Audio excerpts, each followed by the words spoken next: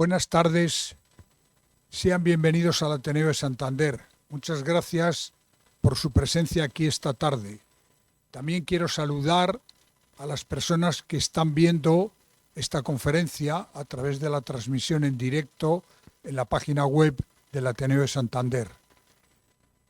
Está esta tarde con nosotros don Juan Iranzo, un economista catedrático de Economía, de más que reconocido prestigio, pero sobre todo yo solamente quiero resaltar una cosa, que es su capacidad para explicar a los que somos legos en materia económica estos asuntos que a veces parecen muy complicados y que yo, que soy mal pensado, creo que a veces los expertos lo que hacen es encima oscurecerlo más con un lenguaje propio que es casi una jerga.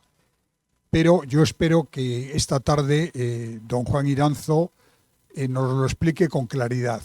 Y además tenemos a Gervasio Portilla, miembro de la Junta Directiva de este Ateneo, que ha sido el que a través de su contacto ha traído esta tarde aquí a don Juan Iranzo y el que va a intervenir junto con él no solo para presentarle, sino después para dirigir el coloquio, porque les adelanto que cuando termine la intervención ustedes podrán preguntar aquello que deseen a don Juan Iranzo. Muchísimas gracias. Muchas gracias, presidente, querido Manuel Ángel, y muy buenas tardes, señoras y señores. Gracias por acompañarnos esta tarde en el Ateneo y también a los que online nos están viendo. Quisiera agradecer muy especialmente la presencia de don Juan Iranzo, que ha salido en nuestro maravilloso tren a la 1:20 de Madrid y, bueno, tras unas cuantas horas acaba de llegar debido a estas magníficas comunicaciones que tenemos y que ha buscado en su agenda, su ajetreada agenda, pues un hueco para estar siempre aquí en la Terroca, porque podría ser también hijo adoptivo, tiene aquí casa, viene todos los veranos, es decir, y no lo vamos a recordar con nuestro querido don Enrique Campos, que tantas veces, que en paz descanse, le invitaba al Centro Montañés de Investigación y Desarrollo Empresarial. Por lo tanto, glosar la trayectoria de don Juan Iranzo es repetir cosas muy positivas que seguro que muchos de ustedes ya conocen de haberle visto en televisión, escuchado en radio, artículos de prensa. Yo habitualmente le sigo todos los lunes en lo que era antes Intereconomía, ahora El Toro Televisión, en el programa Pulso Económico y, en fin, en otros artículos en diferentes medios de comunicación. Voy a glosar, resumiendo, esta trayectoria profesional y su extraordinario nivel académico. Don Juan Iranzo, licenciado en Ciencias Económicas y Empresariales por la Universidad Complutense de Madrid, al acabar su carrera universitaria realizó un doctorado en Económicas por la misma universidad.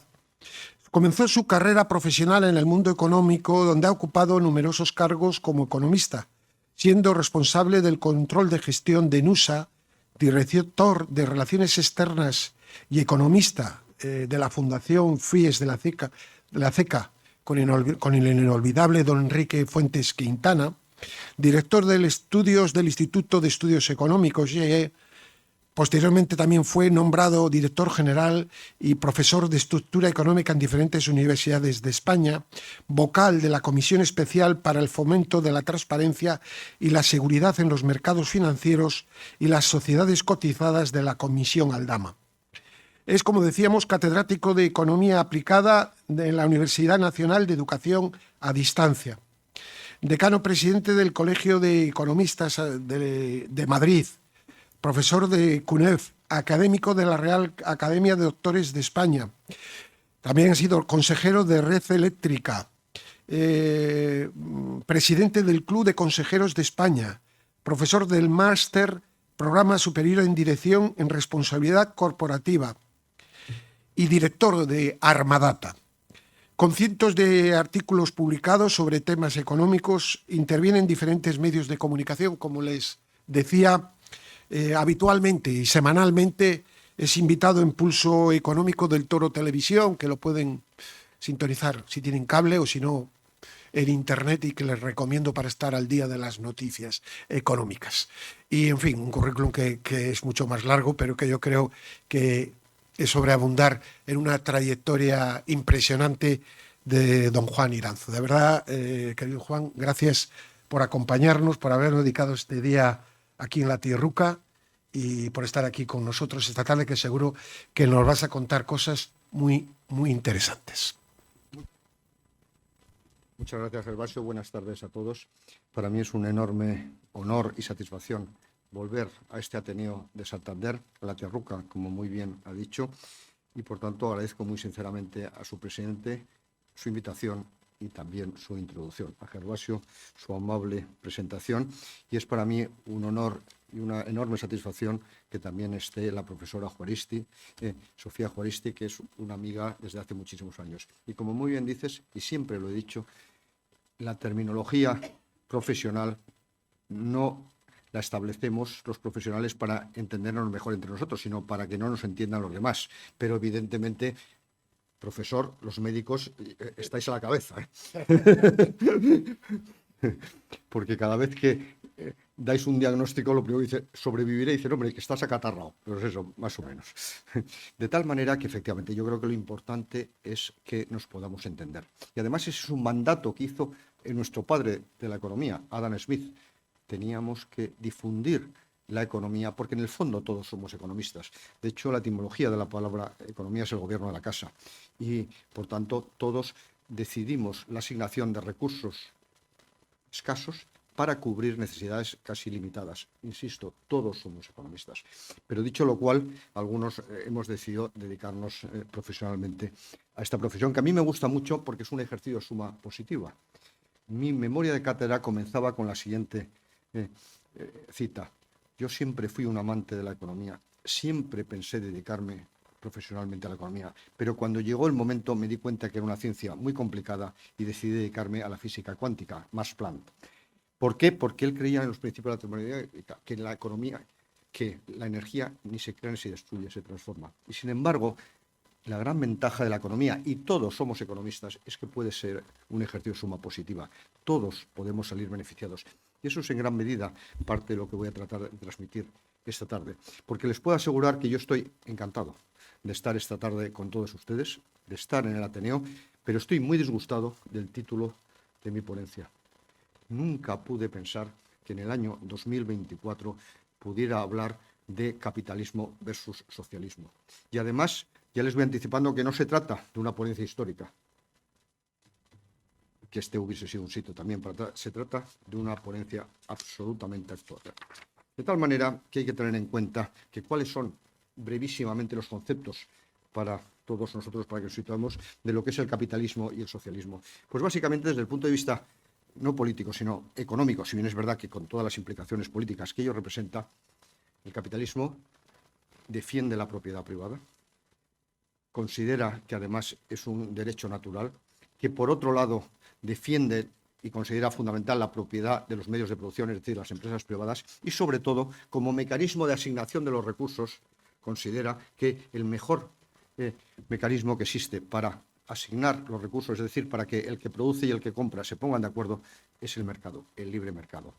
Frente a esa situación está el modelo socialista, que básicamente propugna por la propiedad privada, en este caso no existe, no consideran que la propiedad privada debe existir, sino apuestan por la propiedad pública de los medios de producción, pero también por la propiedad pública de casi todos los medios. La propiedad privada prácticamente no existe, estamos hablando de viviendas, etcétera, etcétera, y considera que el mejor mecanismo de asignación de recursos es la administración centralizada, una asignación centralizada de los recursos.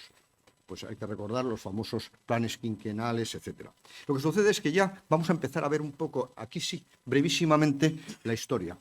Si ustedes vieron un gráfico muy llamativo que se reprodujo en muchos medios de comunicación de The Economist, entre el año 0 de nuestra era y el año 1800 prácticamente no crecimos. Crecimos al 0,02% anual, por tanto no crecimos. ¿Y eso qué implicó? Que en el año 1820, según el Banco Mundial, entre el 80 y 90% de la población mundial se encontraba en la pobreza y una parte muy importante de esa en la extrema pobreza, según el propio análisis del Banco Mundial. ¿Por qué? Porque no se había creado riqueza y, por tanto, no se podía luchar contra la pobreza. ¿Y cuándo empieza a crearse riqueza? A raíz de la Revolución Industrial, que comienza en el siglo XVIII, se encabeza Alemania y el Reino Unido, y que posteriormente se extiende a otros países del mundo que rápidamente se desarrollaron. Porque significaba, desde el punto de vista técnico, la sustitución de la fuerza animal por la fuerza mecánica, pero básicamente un aumento muy importante de la productividad, que ese es un factor clave. Aumento de la productividad permite crecer más y eso provoca que todos podamos ser menos pobres, ya no voy a decir más ricos, menos pobres.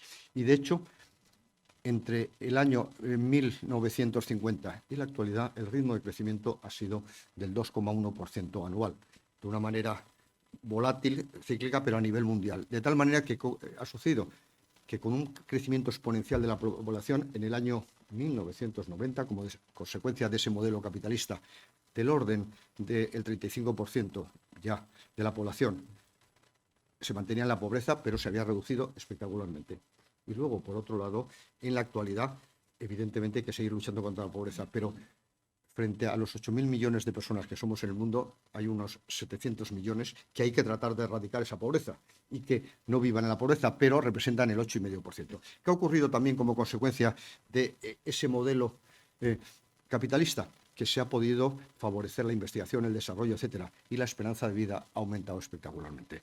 En 1900 la esperanza de vida mundial era de 45 años, en la actualidad de 70, a nivel mundial, sobre todo lastran algo los países subdesarrollados, porque algunos países como España alcanza los 84 años de esperanza de vida, es el más longevo después de Japón. De tal manera que ese modelo funcionaba, se iba adaptando, ahora veremos cómo también se va modificando el modelo capitalista, pero a través de un fuerte crecimiento favorecido por la dotación de los recursos, más capital y más trabajo, pero también por mejoras muy importantes, ganancias de productividad, lo que hizo cuando menos es reducir significativamente la pobreza en el mundo y mejorar enormemente nuestra esperanza de vida y nuestra calidad de vida. Y luego me volveré a referir a ello.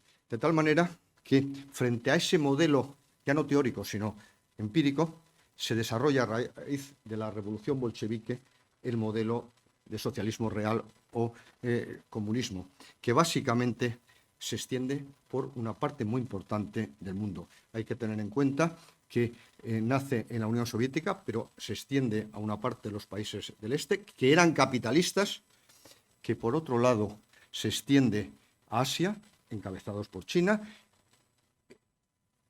Vietnam, etcétera, y también una parte de África. De tal manera que ese modelo supuestamente favorece el bienestar del conjunto de la población. Pero ese modelo, de repente, desde el punto de vista económico y político, salta por los aires. La manifestación es la caída del muro de Berlín en 1988. Pero ¿cuáles fueron las razones fundamentales desde el punto de vista económico, que es lo que hoy nos ha traído aquí, que generó el cambio político también? Pues según mi maestro, el profesor Requeijo, precisamente ayer cumplió 90 años, lo estuvimos celebrando, varias son las razones que explican esa situación. En primer lugar, porque el modelo era ciego. ¿Y qué quiere decir que sea ciego? Que no tenía el sistema de precios que establece el libre mercado para medir las escaseces relativas. Si un producto o un servicio es muy caro, quiere decir que la demanda es muy superior a la oferta. Y, por tanto, normalmente la oferta responde para poder aumentar la producción y ajustar al final los precios ante esa demanda importante. Es el mejor mecanismo del que disponemos los economistas, pero los economistas son todos ustedes. Los precios fijados en libre mercado nos dan una información muy relevante sobre las escaseces relativas y sobre la cartelización de los mercados, etcétera, etcétera. En segundo lugar, era inercial, porque estaba basado en una planificación centralizada que, si se equivocaba, además, amplificaba el error. Los planes quinquenales, unos cuantos, por muchos ordenadores que ya tuvieran en su momento, etcétera, tenían que decidir todo, qué producir, cómo producir y cuánto producir. Luego, por otro lado, hay que tener en cuenta que se basaba en un principio fundamental, la dictadura del proletariado, y basado en la lucha de clases. Es decir, que los intereses entre los empresarios y los trabajadores eran absolutamente contrapuestos. De hecho, la teoría de Marx sobre la plusvalía establece que solo es el factor trabajo el que aporta valor y que el capital obtiene beneficios porque se apropia de parte de ese trabajo, de parte de esa plusvalía. Bueno, pues precisamente ocurrió todo lo contrario. Se estaba produciendo un absentismo enorme como consecuencia de la falta de incentivos. No había incentivos porque ibas prácticamente a ganar lo mismo, que era muy poco, hicieras o no hicieras, con lo que el nivel de absentismo, incluso de problemas con el alcohol, drogas, etcétera, fue enormemente alto con la mano de obra en esos países, y eso provocó un hundimiento enorme de la productividad. De tal manera que el mismo profesor Requeijo pone un ejemplo muy claro. En un momento determinado se dieron cuenta que en la Unión Soviética solo había tornillos para ferrocarril, que algunos se deben de utilizar en el trazado de aquí de Cantabria ya en el siglo XIX, porque debe ser lo mismo. Bueno, esto ya estamos hablando del siglo XX. Se dieron cuenta que solo había tornillos muy grandes para ferrocarril y faltaban los pequeñitos para ventanas, puertas, etcétera. Evidentemente, la tarifa, que no el precio que se había fijado al tornillo grande, era mucho más alta que a los pequeños. Como el sistema era ciego e inercial, tardaron mucho tiempo en darse cuenta de lo que había sucedido. Si hubiera habido libre mercado, el precio de los grandes se hubiera hundido y el precio de los pequeños estaría disparado y se hubieran reconvertido, se hubieran transformado en producir tornillos pequeños. Tardaron más de 3 años. ¿Saben ustedes por qué sobraban tornillos grandes? Porque el planificador planificó la producción de tornillos para toda la Unión Soviética en toneladas, y a los camaradas responsables de producirlos, porque todos somos racionales, les era más fácil cumplir los objetivos haciéndolos grandes que pequeños, evidentemente. De tal manera que ese modelo se hundió por sus propias contradicciones. Justamente todo lo contrario a lo que en su momento predijo Carlos Marx, que el capitalismo se hundiría por sus propias contradicciones. Ya veremos ahora qué puede pasar. De tal manera que, en definitiva, ¿qué dejó este sistema cuando se hundió el muro de Berlín? Pues, en primer lugar, una enorme pobreza. El Fondo Monetario Internacional se atrevió a calcular en términos occidentales, para que las comparaciones fueran homogéneas, la renta per cápita de la Unión Soviética en el año 1990. Era de $1.850. Es decir, era un país del tercer mundo, ni siquiera del segundo mundo, como se argumentaba. Y la renta per cápita de los países del este, 2.200, que estaban algo más avanzados.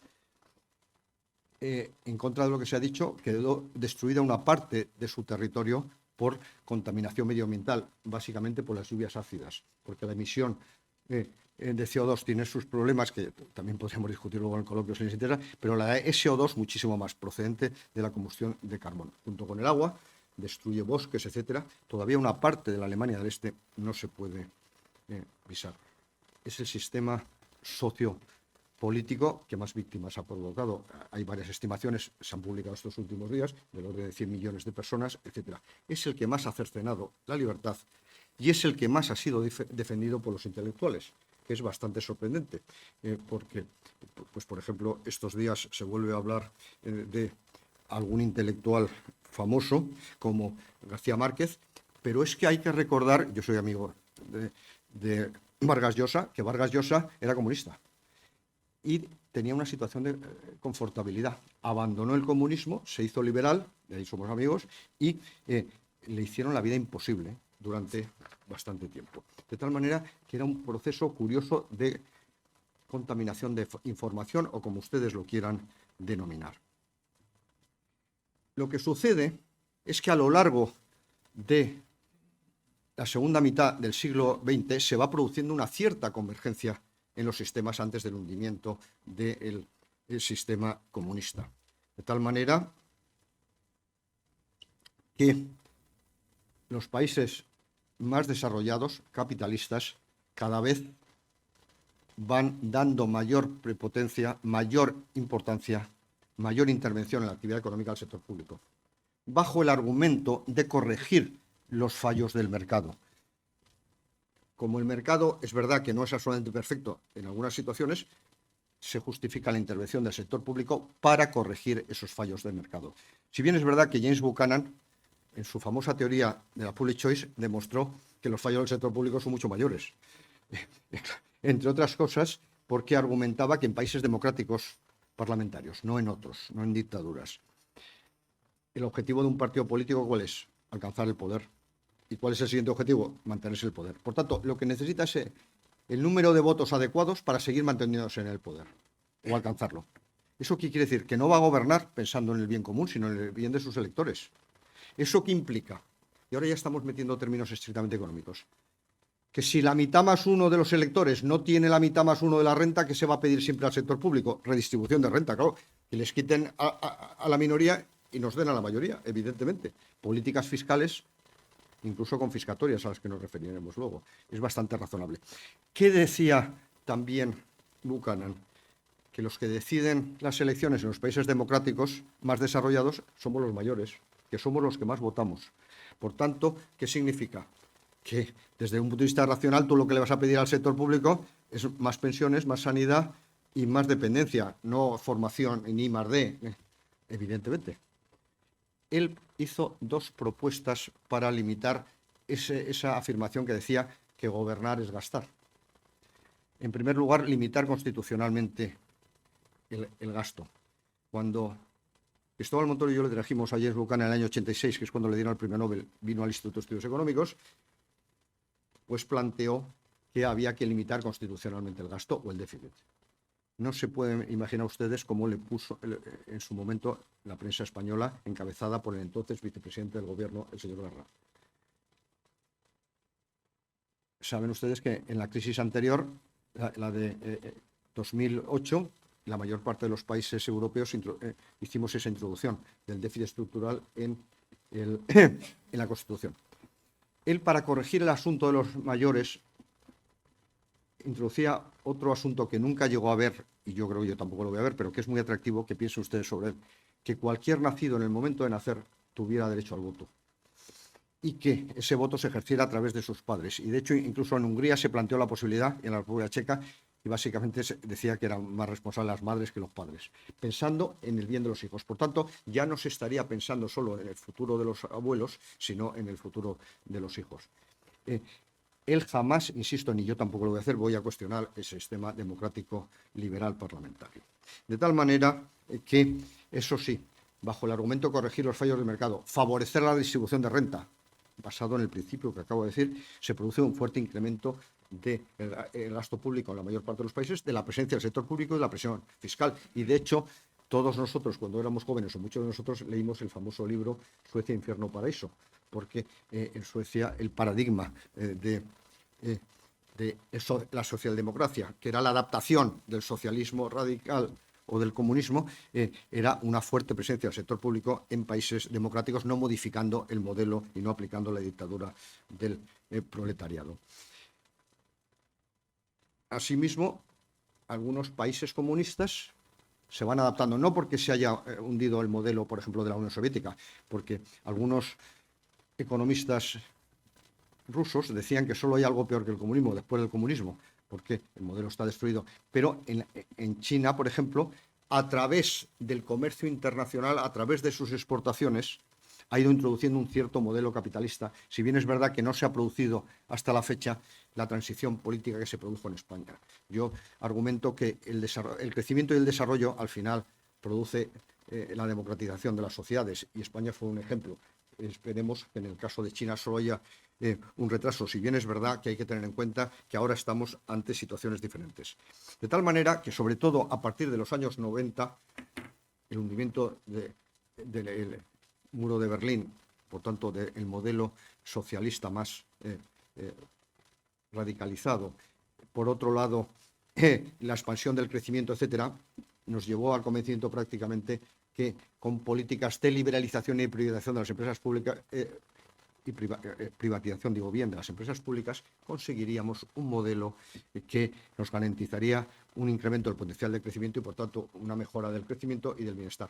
Y durante bastante tiempo así se manifestó. Y, de hecho, en España, pues recuerden ustedes, la política económica al narrato, como así la ha denominado el profesor Velarde, tristemente fallecido recientemente el año pasado, que lo que hizo es, a la vez, porque son procesos distintos, pero que deben ir a la vez, privatizó empresas públicas y liberalizó los mercados, es decir, eliminó las barreras para la entrada de nuevos operadores. Porque tú no puedes privatizar una empresa pública en régimen de monopolio y luego quitárselo, porque estafas a los compradores, porque es la renta de monopolio. De tal manera que son procesos que deben de ir en paralelo. Y eso se registró en diferentes países del mundo y con bastante éxito durante bastante tiempo. Lo que sucede es que el neocomunismo, neosocialismo comunista, o como lo quieran ustedes denominar, se aprovecha, como ocurrió precisamente en el siglo XX al principio, de las crisis profundas. Probablemente no hubiera triunfado la revolución bolchevique si no hubiera estado inmerso el país en una guerra mundial. De tal manera que cuáles son los procesos de crisis que se están produciendo, que están provocando un avance del socialismo, incluso del socialismo real. El primer argumento fundamental es la emergencia climática. Bajo el argumento de la emergencia climática, lo que hay es que intervenir profundamente en la economía, limitar las producciones y desarrollar alternativas para evitar el colapso del planeta, como ayer en otro coloquio en el que participé se llegó a denominar.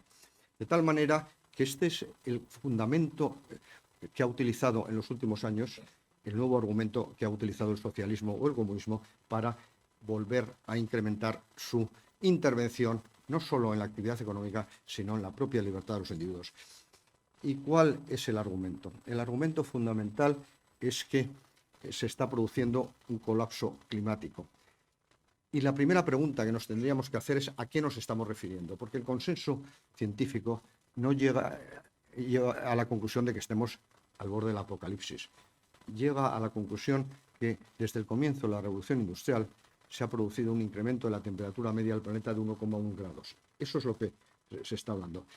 Y la gran pregunta es, ¿se debe a causas naturales tanto endógenas como exógenas? Es decir, la inclinación del eje de la Tierra, la cercanía con el Sol, las mareas, los volcanes, etcétera, ¿o es la participación directa del hombre?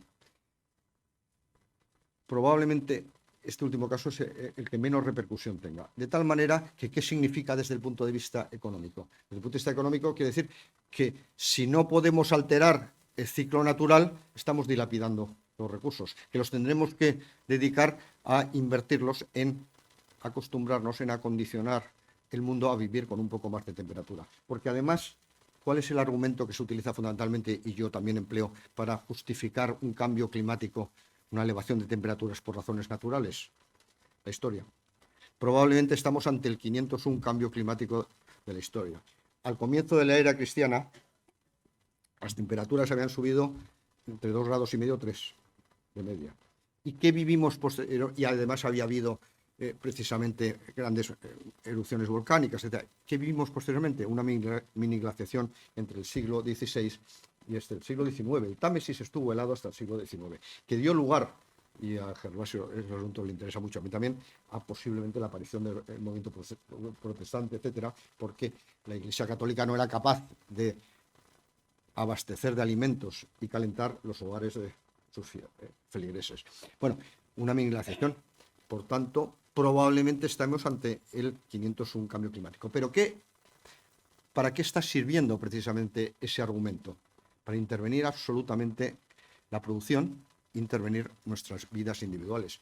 Y la Agenda 2030, y ayer lo dije también en público y en la televisión, creo que es un tiro absolutamente en el pie. Es un suicidio colectivo, más que un tiro en el pie. Por una razón muy sencilla. Porque bajo 17 argumentos maravillosos, ¿cómo no vamos a querer erradicar la pobreza? Yo estoy insistiendo en ese asunto. ¿Cómo no vamos a querer acabar con el hambre en el mundo? ¿Cómo no vamos a querer tener los mares limpios? Pues por supuesto, disponibilidad de agua. Pero los 169 instrumentos son bastante contradictorios. ¿Y qué estamos viendo y por qué estos días está el campo en la calle? Porque lo que está produciendo es una reducción de la productividad del sector agrario, por ejemplo, limitando los fertilizantes, los productos fitosanitarios, etcétera, que está provocando una destrucción de una parte de la industria, por ejemplo, el sector automóvil. Es la primera vez en la historia que damos fecha de caducidad a un producto determinado. Lo tendrá que determinar el mercado, no la ley. Pues hemos dado fecha de caducidad a los motores de explosión. ¿Qué está provocando? Graves problemas en el sector del transporte. Ojo, que todavía ha venido en tren, que la propuesta es que vengamos andando prácticamente. Y por tanto, ¿qué quiere decir? Que a través de esa vía se está consiguiendo un intervencionismo hacia un totalitarismo importante. Porque además, Hayek, que no sé si lo han leído ustedes, que era un gran economista, pero también un gran sociólogo, en su famosísima obra Camino a la servidumbre, que por cierto se la dedicó a los socialistas de todos los partidos políticos, bueno, pues en Camino a la servidumbre dejaba muy claro que el mecanismo más rápido y eficiente para conseguir el totalitarismo político es el control económico. Y explica capítulo por capítulo cómo se consigue ese control económico. Y eso se está produciendo en gran medida. Y uno de los argumentos es precisamente al que me acabo de referir, la crisis climática. El segundo mecanismo también de introducción en nuestras vidas y en la producción, ¿cuál es? La limitación de los recursos energéticos y en general de los recursos naturales, que fue el argumento del Club de Roma ya en el año 72. Recuerden ustedes el informe sobre los límites de crecimiento o crecimiento cero. Decía, aunque el mundo ya no crezca nada, en 1972 no crezca, que no debe crecer, no puede crecer porque no hay recursos, el último barril de petróleo se acabará antes de acabar el siglo XX. ¿Qué ocurre en este momento? Que han mejorado las técnicas para explorar y explotar el petróleo, que se está obteniendo petróleo del fracking a través de nuevas metodologías, que se han desarrollado nuevas energías como la energía nuclear, como las energías renovables. Es decir, que la ciencia, la tecnología ha respondido. Porque en el informe del Club de Roma y lo que estamos viendo ahora, Agenda 2030, básicamente son maltusianas, que a los maltusianos, a Malthus y sus herederos, los denominó absolutamente agoreros, pero sobre todo que no creen en la capacidad que tiene el ser humano de resolver sus propios problemas. No creen, en definitiva, en el individuo. Y ahora, precisamente, uno de los problemas es que sobra petróleo en lugar de faltar, por poner un ejemplo determinado al que se refería el informe del Club de Roma. Y esto está dando lugar ahora que se está poniendo muy de moda la teoría del decrecimiento, que lo defendió la propia reina Leticia hace poco, que es la teoría de Latouche, que lo que es reducir el crecimiento. Si reducimos el crecimiento, perpetuamos y aumentamos la pobreza, aumentan las enfermedades, se reduce el bienestar, no se investiga, etcétera, etcétera, porque no hay recursos. Otra de las crisis que se está utilizando enormemente es la crisis migratoria. Evidentemente que hay que favorecer la inmigración, pero de una manera organizada y ordenada. De hecho, mi primer trabajo como director general del Instituto de Estudios Económicos fue en el año 93, se titulaba El problema de la inmigración en España. Y me dijeron, te has equivocado, será inmigración. Digo, no, inmigración. Me lo había inspirado Jürgen Donges, que era el presidente de nuestro Consejo Científico, uno de los grandes economistas del mundo alemán, pero que nació en Sevilla, que dice, nosotros tenemos un gran problema con los inmigrantes. Si no se hace de una manera ordenada, les puedo asegurar que esto es un problema enorme. Y así nosotros lo planteamos, que se entre con cupos, etcétera, de una manera legal. Ahora los movimientos migratorios a nivel mundial son absolutamente convulsos, ilegales, y a nivel legal es dificilísimo. Yo presido una compañía de mantenimiento de aviones, Aviatec, que no venía al caso, tenemos de ahí, que tenemos grandísimos problemas porque en España no hay mano de obra suficiente cualificada para mantener las estructuras de los aviones, y traerlos de Colombia y de otros países es complicadísimo, legalmente. Al día siguiente empiezan a trabajar y cotizar de llegar a España, porque ya además han jurado en el consulado español en el extranjero. Por tanto, los movimientos migratorios están siendo otro de los factores. ¿Y cuál ha sido la gran panacea? Porque la última vez que estuve yo aquí fue con mascarillas, todo negro, etcétera, la crisis del COVID. Porque el totalitarismo se consigue muchísimo mejor a través del miedo. El miedo y que yo te voy a salvar es uno de los mecanismos más eficientes para controlarnos. Y de hecho, hay que recordar que estuvimos en arresto domiciliario. Y no es que lo diga yo, es que lo dijo el Tribunal Constitucional. Estuvimos detenidos ilegalmente. Bueno, pues, y tragamos por casi todo. Encima aplaudíamos. ¿Por qué? Porque queríamos que nos salvaran las vidas, cosa que tampoco en gran medida se consiguió, porque España fue el país que más cayó económicamente, cayó el 11,2%, y fue uno de los países, en términos relativos, que más víctimas tuvo. Y ahora están apareciendo nuevas propuestas socialcomunistas. ¿Basados en qué? En la teoría de Antonio Gramsci, el espíritu de la confrontación. Y es precisamente volver a utilizar la teoría de la lucha de clases, a la que me refería antes, patrón, empresario, trabajador, explotador, explotado, en diferentes segmentos de la población. En primer lugar, en el asunto del racismo, explotador, sobre todo en la teoría woke de Estados Unidos, es el blanco, el explotado, el negro. Y eso lo podemos trasladar a otros.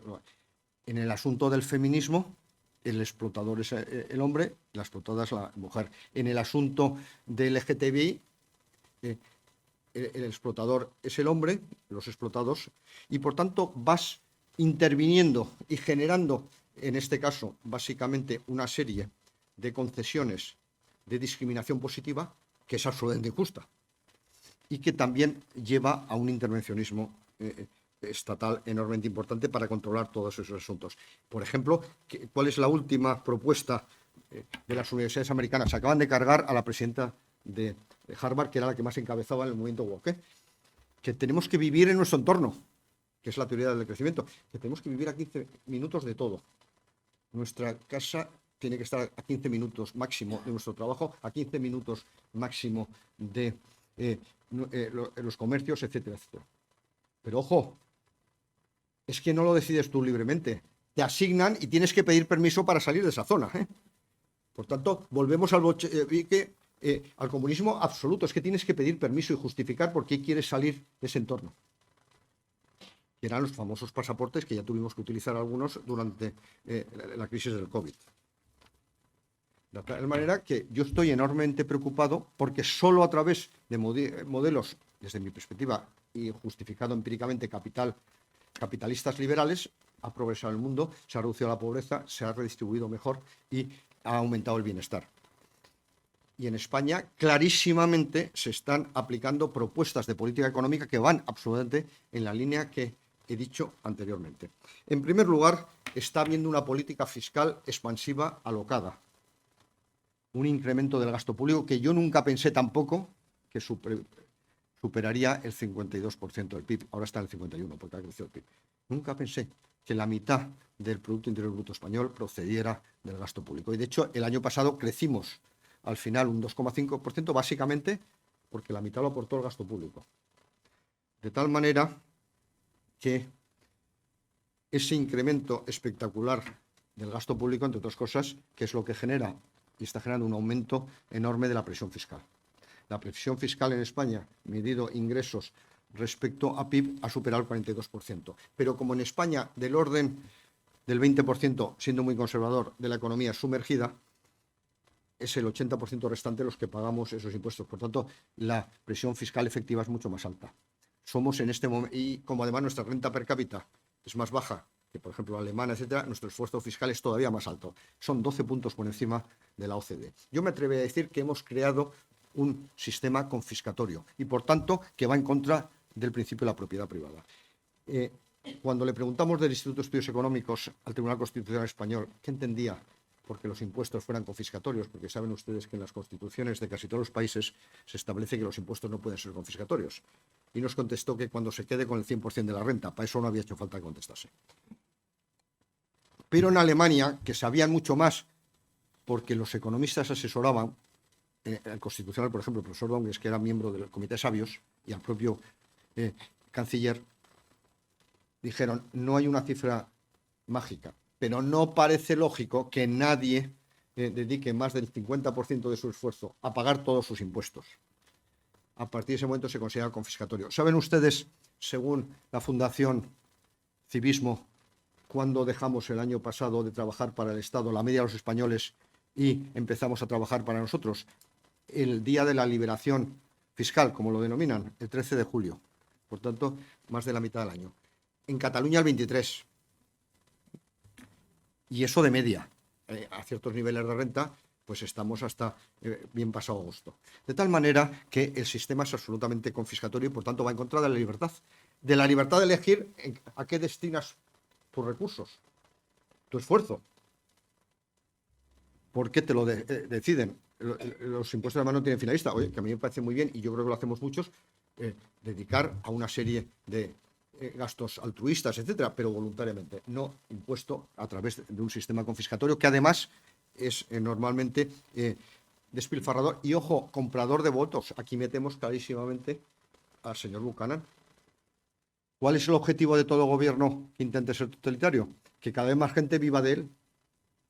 En España ya se ha producido el mal inglés. Es decir, más personas vivimos del sector público que los que trabajan en el sector privado. Porque hay que meter ahí a los pensionistas, a los funcionarios, entre los que lo incluye, hay que meter a los parados, etcétera, etcétera. Y aportar a través del sector privado de los 20 millones son unos 15 millones. De tal manera que al final eso que significa una compra de votos, que parece que está funcionando bastante bien en las últimas elecciones, la famosa paguita o subvención. Asimismo, se está cercenando la propiedad privada, absolutamente. ¿Cómo es posible que en un país desarrollado se hable de los derechos del ocupa? Que no le puedes cortar el agua, no le puedes cortar la electricidad, etcétera, cuando lo lógico es que en 24 horas fuera desocupado por las fuerzas del orden esa vivienda propia, propiedad privada. Se hace una distinción absurda en el asunto de la vivienda entre la vivienda que es tu residencia y las demás. Viviendas desocupadas incluso, que tienen que, se supone que están no solo mucho más vulnerables para en este caso, ocupación, sino una fiscalidad más alta, etcétera. ¿Me pueden ustedes decir, en un sistema capitalista, claro, si ya no está tan claro, en un sistema capitalista que defiende la propiedad privada en su Constitución, qué es un piso vacío? Yo no lo sé. Yo sé lo que es un piso que se vende y no se está a la venta y no se vende, un piso que se está en alquiler y no se alquila, pero vacío, yo lo puedo tener para mis libros, para mis hijos, para mi inversión o para que me dé la gana, o para mis mascotas. Ese concepto en España ya ha acabado. Y por otro lado, además, muy típico de las políticas populistas es precisamente buscar soluciones que penalizan al supuestamente beneficiado. Y vuelvo a la vivienda. La ley reciente de la vivienda, ¿qué es lo que pretendía? Pretendía proteger a aquellas personas que tienen menores recursos y necesitan una vivienda de alquiler barata.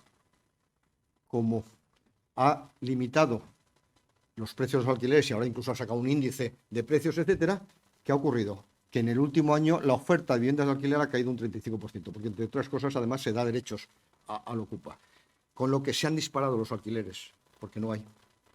Con lo que se ha conseguido justo el objetivo contrario al buscado.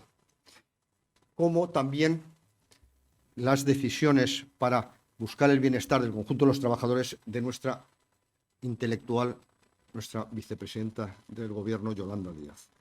De tal manera que la reforma laboral, que supuestamente lo que pretendía es aumentar la estabilidad en el empleo de las personas que no lo tenían, lo que ha hecho es distorsionar absolutamente el mercado de trabajo y ocultar la realidad. En primer lugar, ¿qué ocurre? Que yo decía que hay que crecer porque hay una relación entre crecimiento y creación de empleo, pero además hay lo que llamamos ley de Ockham, la relación entre cuánto hay que crecer para crear un empleo neto. Antes de la reforma del Partido Popular del año 2012, había que crecer un 2,3% en España. Bajó al 0,3%. Ahora se está elevando nuevamente. Claro. Asimismo, ¿qué ocurre? Que al desaparecer los contratos de obra y temporales, ahora se ha creado esa falacia del fijo discontinuo, que entre otras cosas yo cada vez tengo más el convencimiento que se ha utilizado básicamente para ocultar los datos. ¿Por qué? Porque llevamos un año y pico, mucha gente preguntando lo siguiente: ¿cuántas personas con contrato fijo discontinuo están cobrando el paro, están en su casa y no están haciendo nada? Porque no son parados técnicamente. Porque de esos 2.700.000 probablemente aumenta unos 700.000 más los parados. Señora Díaz ha dicho que no tienen la capacidad de responder a esa pregunta. Y la última vez que se la ha preguntado la semana pasada ha dicho es que eso es cosa de las comunidades autónomas. Bueno, pues evidentemente hay una distorsión enorme. Igual que en el caso del salario mínimo interprofesional. Otra de las, en este caso, armas a favor del trabajador que se están utilizando por parte de este gobierno. el salario mínimo interprofesional ha subido el 54% desde el año 2018. Y en este momento el salario mínimo interprofesional significa que a cualquier empresario del campo de la hostelería, que son los que más lo sufren, o en este caso básicamente del servicio doméstico, que son los más perjudicados a corto plazo, ¿saben ustedes cuánto cuesta cualquier empleado en este momento? 21.400 euros. Como consecuencia de la subida del salario mínimo interprofesional y la subida de las cotizaciones sociales. Ahí estoy incluyendo cotizaciones sociales. ¿Eso qué significa, por ejemplo, en el servicio doméstico? Que como además es el único empleado que no deduce, porque cualquier empleado deduce como gasto, en este caso no, se necesitan unos 2.600 euros al mes para tener un empleado o una empleada doméstica. ¿Qué es lo que ha provocado? El desarrollo de la economía sumergida o la pérdida inmediatamente de 23.000 puestos de trabajo en ese sector. El salario mínimo interprofesional, y lo decía Rafael Termes en el último trabajo que hizo en su vida con nosotros en el Instituto de Estudios Económicos, el salario mínimo interprofesional es una barrera de entrada a los menos cualificados. Y cuanto más lo eleves, más efecto expulsión estás generando y estás penalizando la generación de empleo. Estás destruyendo empleo, estás favoreciendo la economía sumergida y estás penalizando a los sectores que ya tienen más problemas. La agricultura, la hostelería y el comercio minorista y, vuelvo a repetir, el servicio doméstico. Asimismo, hay que tener en cuenta que se ha llevado a cabo una reforma de las pensiones que lo que ha hecho es crear una nueva fiscalidad. El propio ministro Escrivá, que encabezó esta reforma de las pensiones, porque el modelo en sí es insostenible, como en otros muchos países. En Alemania se ha presentado esta semana un nuevo proyecto de reforma, etcétera, por el envejecimiento de la población, no por otra razón. Básicamente por el empobrecimiento de la población. ¿Qué ha sucedido? Que lo que se ha hecho es crear un nuevo impuesto, es decir, penalizar el factor trabajo, aumentar la fiscalidad sobre el factor trabajo, que yo se lo escuché directamente en varias reuniones antes de ser ministro, que eso no se podía tocar bajo ningún concepto como pensaba la mayoría. Lo que hace es destruir empleo y reducir los ingresos. Justo todo lo contrario a lo que necesita un sistema público de pensiones de reparto, que las pensiones de hoy la pagamos los cotizantes de hoy y cobraremos nuestra pensión cuando haya suficientes cotizantes. Por tanto, ha ido en contra también del supuestamente beneficiado. El asunto de la sanidad es enormemente preocupante. ¿Por qué? Porque por razones estrictamente ideológicas se está intentando cercenar en la sanidad y en la educación la necesaria colaboración público-privada. Por ejemplo, la propia consejera de Sanidad del Gobierno de Valencia hace unos años, que luego fue ministra breve durante una semana del Gobierno de España, acabó con el concierto de privatización del Hospital de Alcira, y lo dijo textualmente, dice, no son por razones técnicas, no son por razones económicas, son por razones ideológicas. Ustedes entiendo que como pacientes querrán que les traten lo mejor posible, independientemente de si es empleado público o no el que les está atendiendo y el modelo. Y en un proceso de envejecimiento es cada vez más importante la colaboración público-privada. En sanidad y en educación, como muy bien conoce Sofía Juaristi. ¿Qué ocurre? Que la última propuesta, ¿saben ustedes cuál es?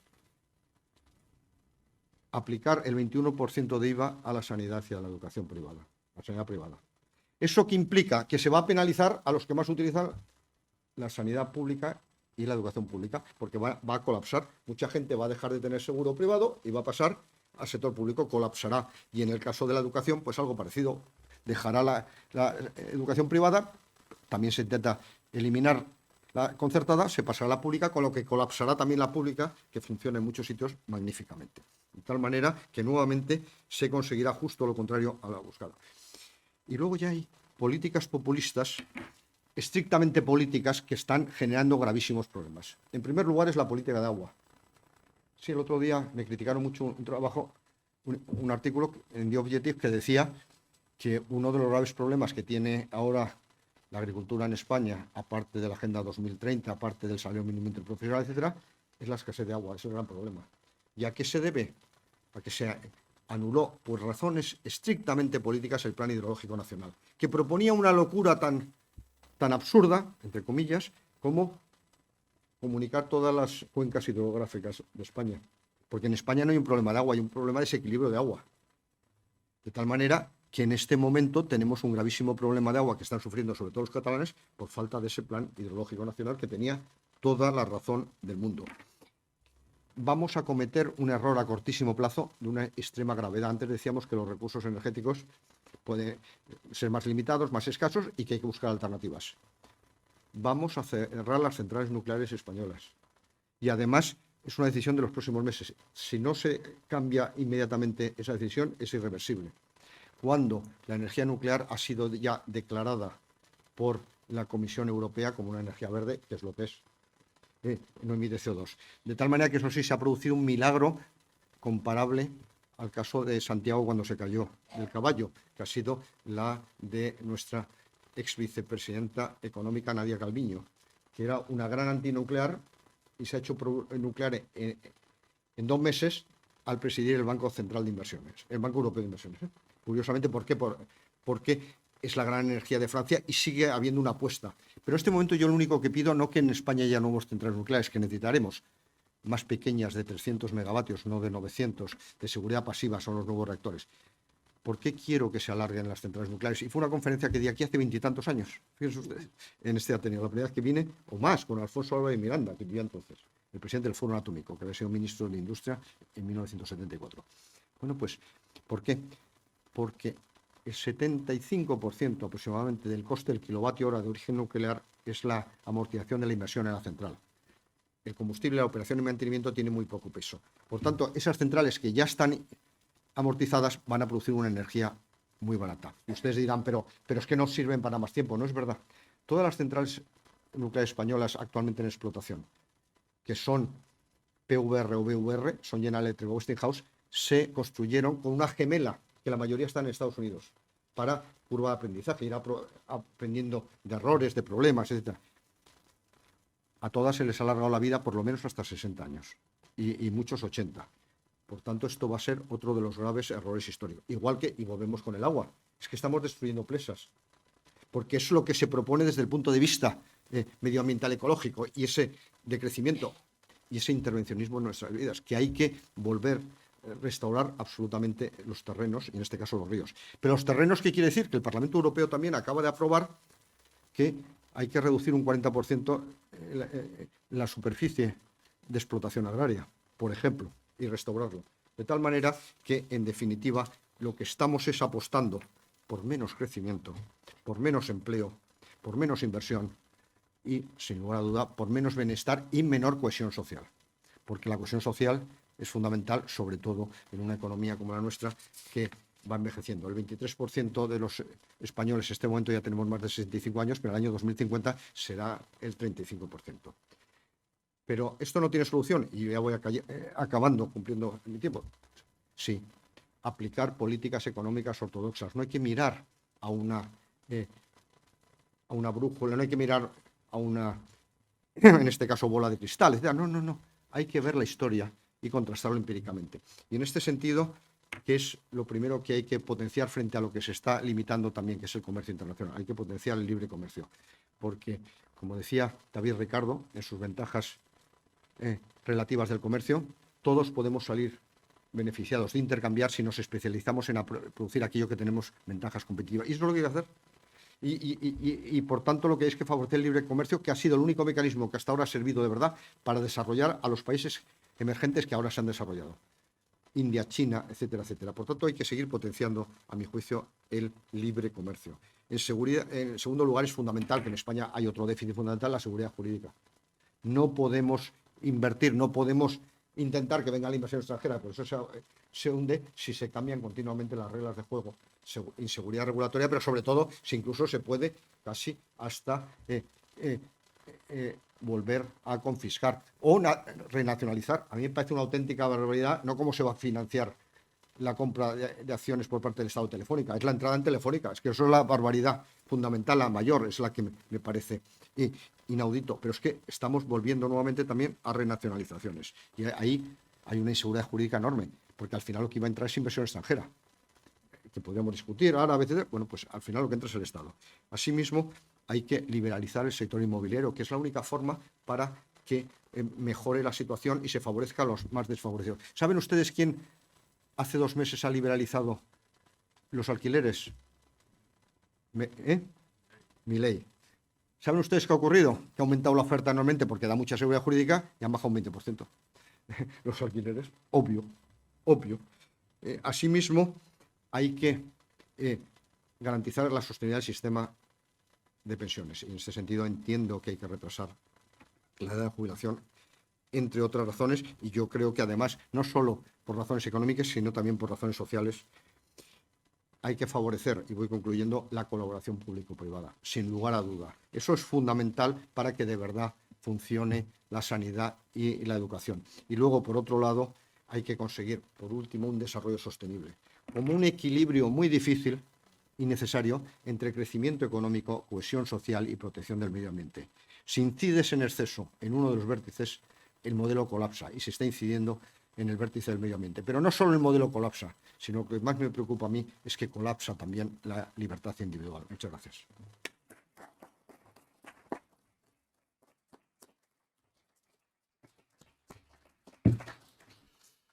Muchísimas gracias, muy interesante, interesantísimo, pero vamos a comenzar ya el turno de preguntas. Tenemos un cuarto de hora exactamente y bueno, una seña para la primera pregunta. El señor. Hay una señora ahí también. No, pero es que están viéndolo gente de fuera. Perdón. ¿No? Sí. Buenas noches, muchas gracias, don Juan. Empezó casi la intervención suya con la baja productividad de España.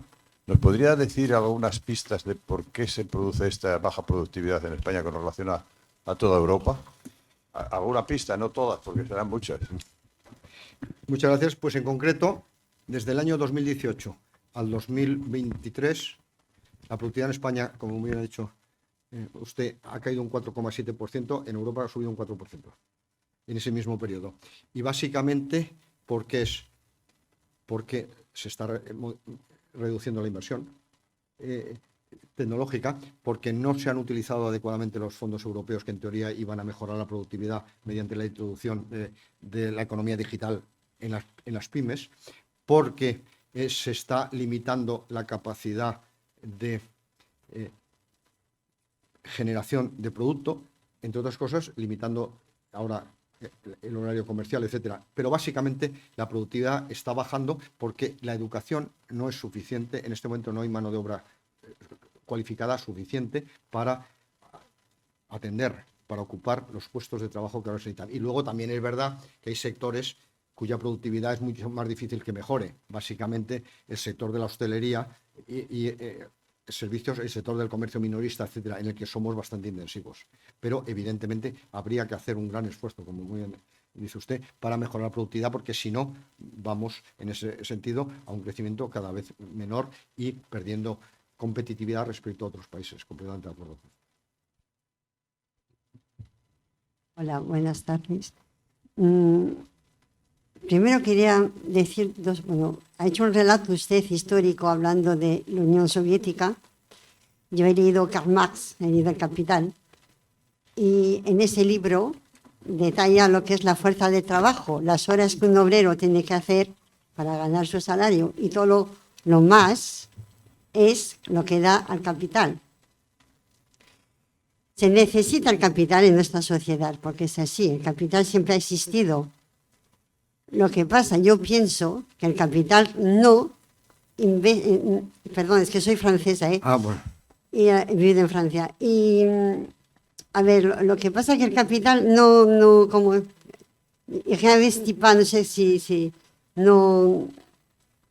vuelve a meter el dinero del beneficio en las empresas.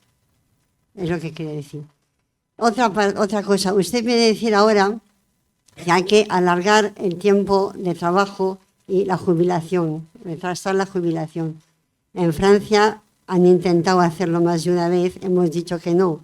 ¿Por qué no? No porque no queremos trabajar, es que no hay trabajo para la juventud.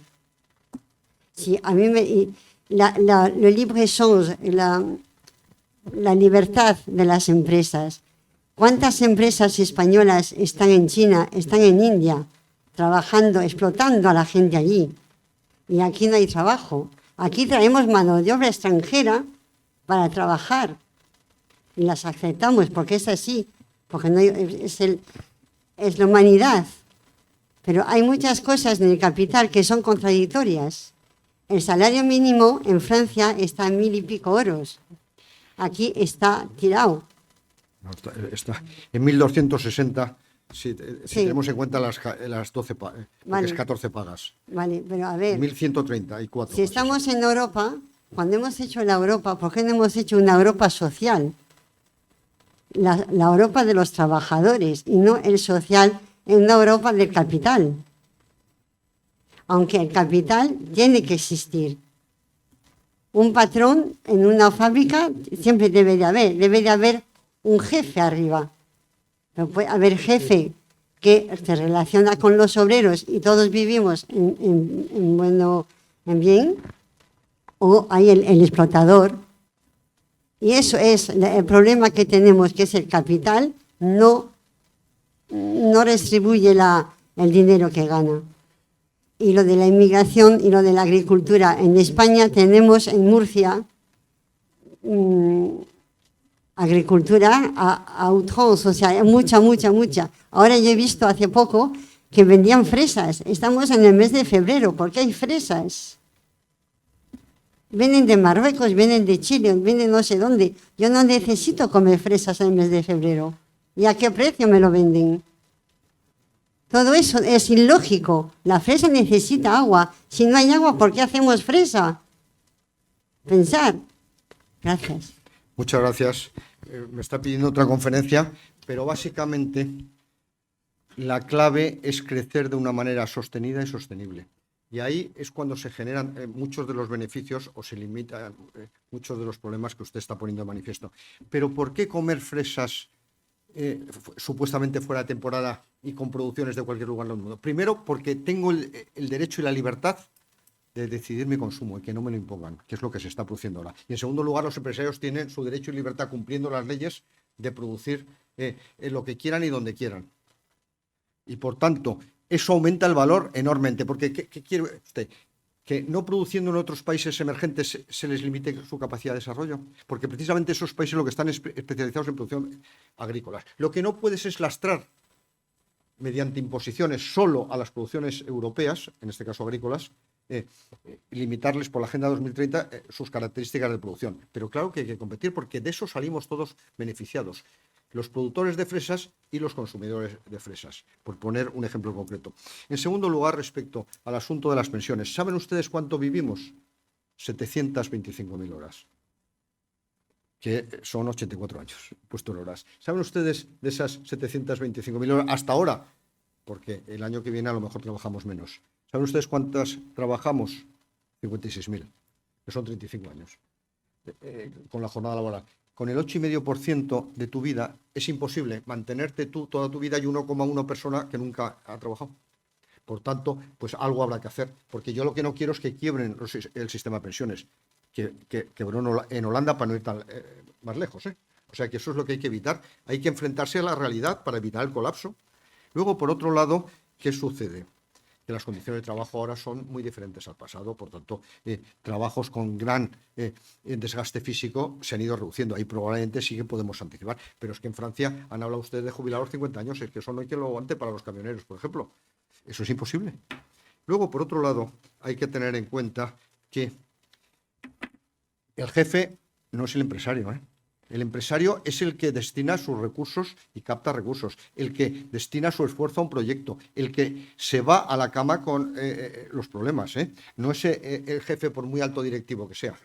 Y ese empresario, claro que en general reinvierte una parte importante de sus beneficios, que además algunos consideramos que esa parte debía estar tratada fiscalmente mucho mejor. Pero es que, entre otras cosas, lo que hace es pagar uno de los impuestos de sociedades más altos de Europa. Y por tanto lo distribuye y además genera empleo. Y además produce eficientemente en competencia bienes y servicios. Adam Smith decía, yo no quiero que mi panadero me quiera hacer muy feliz. Yo quiero que quiera ganar mucho dinero en competencia. Porque si quiere ganar mucho dinero, me va a satisfacer en calidad y o en precio el producto para que yo lo compre. De tal manera que en este momento lo que sobran es recursos para invertir. De hecho, lo que se está buscando es inversiones productivas. Lo que hay es que garantizar una seguridad jurídica. Y ahí es donde existen problemas muy serios. Y además, también se está compitiendo con la fiscalidad. Si nosotros aquí en España seguimos subiendo la fiscalidad, pues se van a ir a otros países a invertir, lógicamente. Pero en general yo creo sinceramente que ahora no se plantea, salvo de una manera artificial, la lucha de clases. Del buen resultado de la empresa salen beneficiados los trabajadores y los empresarios. Y es verdad que ha habido épocas que no había empleo, por eso había que crecer para generarlo. Pero al acabar el mes de febrero, ¿saben ustedes cuántos puestos de trabajo estaban sin cubrir? 180.000. Y eso que han bajado de 210.000.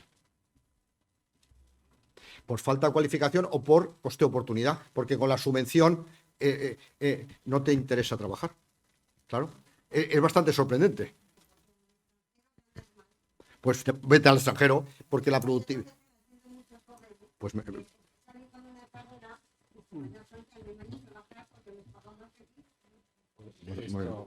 Vamos con otra. Muchísimas.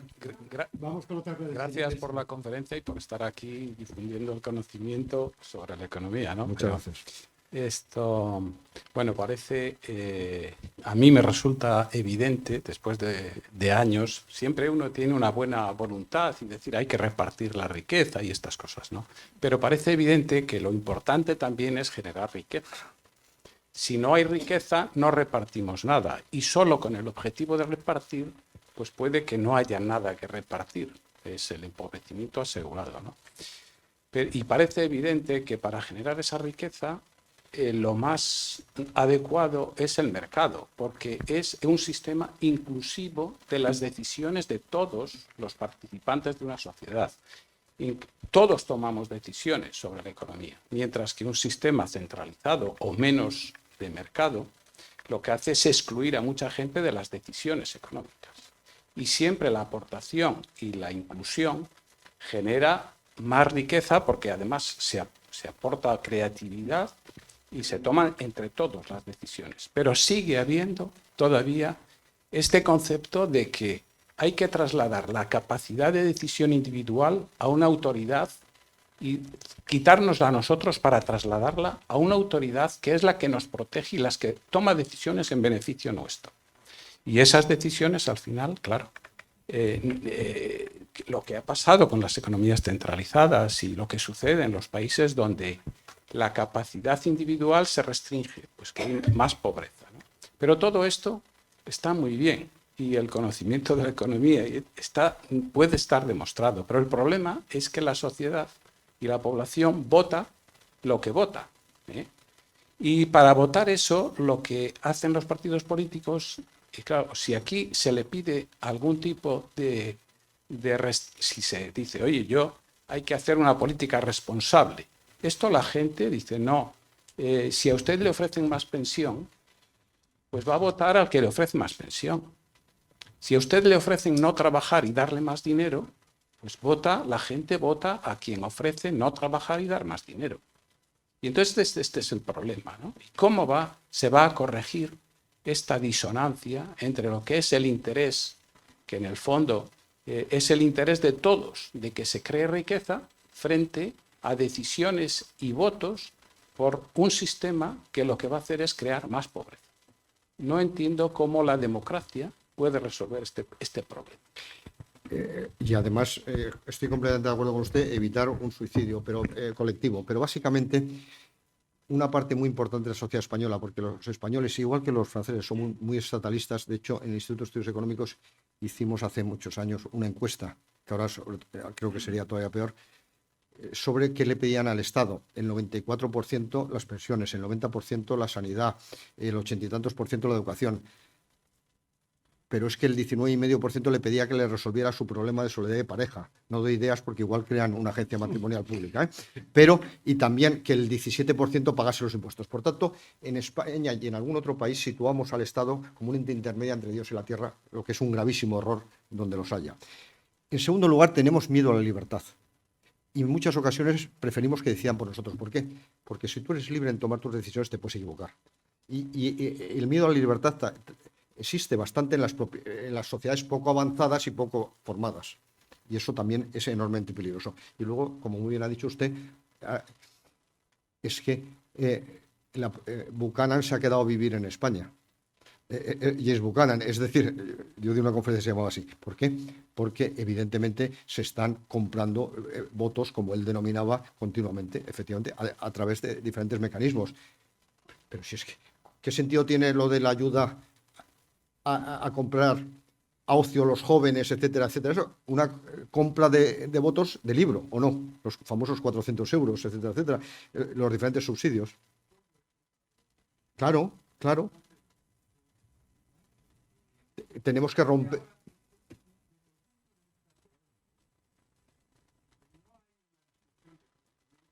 O discusión teórica sobre el mejor sistema.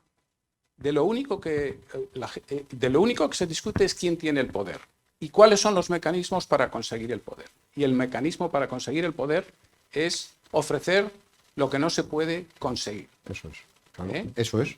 Y no hay un debate sobre qué es lo mejor para hacer, sino el poder, cómo consigo. Pero precisamente la sociedad, por eso es tan importante ir construyendo de verdad una sociedad civil fuerte, profunda, que abra estos debates, que haga debates intelectuales, los think tank, etcétera, y que es uno de los grandes déficits que en este momento tiene nuestro país, la falta de una sociedad civil articulada y potente. Pues la señora y... Por ustedes, yo no tengo ninguna prisa. La penúltima. Entiendo que nuestra comunidad, o sea, España, es un país rico, es un país agrícola, es un país que va en vanguardia de los productos. Y no me entra en la cabeza que quieran restringir la cuota láctea, que quieran restringir, que nos limiten de la manera que nos están. Por un lado nos ayudan y por el otro lado nos dan un coscorrón o nos ponen la zancadilla. No me coincide las cosas para el país tan rico y tan inmenso que somos, que nos estén haciendo cada vez más pequeño, cada vez más, nos pongan cada vez más dificultades. Sí, estoy completamente de acuerdo con usted, como he tratado de exponer a lo largo de mi intervención. Realmente, cuanto dependas más del Estado, el control estatal y el totalitarismo es mayor, y en este sentido el mecanismo más eficiente es empobrecer. ¿Cómo se pretende acabar con el hambre en el mundo?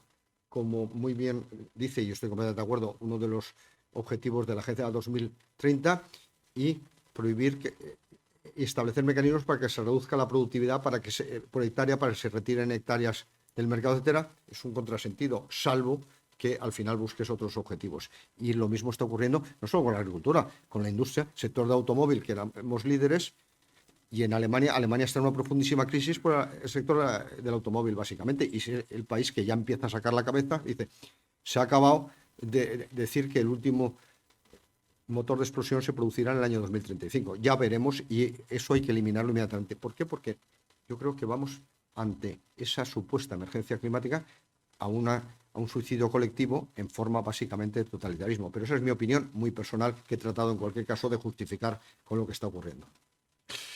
Pues yo quisiera la última ya pregunta para cerrar, porque si no, no me voy a... Ah, perdón, que haya yo el señor. Perdone. Nada. Rebajando un poco la cuestión, y por el atractivo que tenía la conferencia para venir entre comunismo y capitalismo, me gustaría saber si tienen alguna idea clara de por qué, a pesar de todas, si quieres, los crímenes, los errores, las chorradas a las que lleva el comunismo, ¿qué pasa para que año tras año la juventud sienta una fascinación tan grande por el fenómeno? Pues fíjese que yo tampoco lo entiendo. Y básicamente sí que durante mucho tiempo los intelectuales estaban básicamente financiados, es el ejemplo que he puesto ahora de Mario Vargas Llosa, etcétera. Pero además es que desde el punto de vista conceptual, y ya no de otra manera, yo no puedo entender que un joven defienda que alguien le organice la vida. Yo entiendo que sea anarquista o anarcocapitalista, como lo queramos llamar ya, que es lo que yo fui de joven. Pero no puedo entender que quieras que que unos cuantos te organicen el 100% de tu vida. Ideológicamente no lo puedo entender. Eso no es un objetivo atractivo bajo ningún concepto. Pero la desinformación y la manipulación, en muchos casos de la información, lleva a que unos jóvenes sí y otros no, porque yo afortunadamente también me voy encontrando cada vez más jóvenes que también piensan lo contrario, siempre y cuando tengan capacidad de juicio crítico. Y entonces cada vez hay menos comunistas en ese sentido. Pero sí, es bastante sorprendente que después de todo lo que hayamos visto, como muy bien ha dicho usted, que ha provocado el comunismo a lo largo casi de un siglo, en este momento sea una opción que se propone y que se impone en gran medida. Completamente de acuerdo con usted.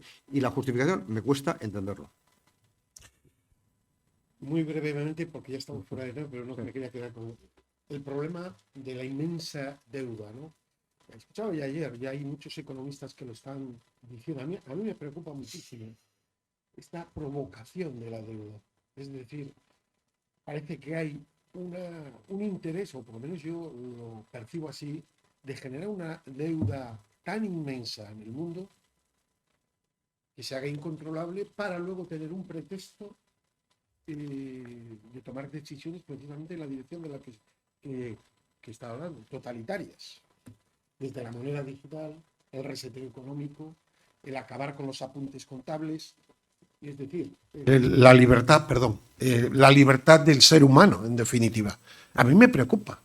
En la campaña ahora de Estados Unidos precisamente ese es el tema. Escuchaba hoy Biden. No, seguir invirtiendo en no sé qué, en lo otro, cuando Estados Unidos está con un problema de deuda tremendo. Europa, bueno, pues ¿qué estamos? La de España, la que se sabe, cierto 14%, que yo creo que es mucho más, nos dirá el profesor. Yo creo que detrás, aquí hay gato encerrado, perdón la expresión. Aquí hay algo que estos señores de Davos y otras personas se está pretendiendo. Y Macron está enseñando mucho la orejita últimamente en este asunto. Esta es una opinión, una reflexión propia que yo no sé, a mí me preocupa porque afecta ya no solo por el tema económico, sino la libertad del ser humano. No voy a ir más allá. Es un asunto muy preocupante y nuevamente una incoherencia. Si lo que se pretende es dejar un planeta y un mundo mejor a nuestros hijos y a nuestros nietos, el camino no es dejarles una deuda enorme. Porque además yo siempre pongo un ejemplo muy de casa. Si tú has heredado de tu abuelo una mansión que probablemente no necesitas para nada y que te va a crear algún problema, y una deuda o cierta deuda de esa mansión, pues todavía tienes su justificación.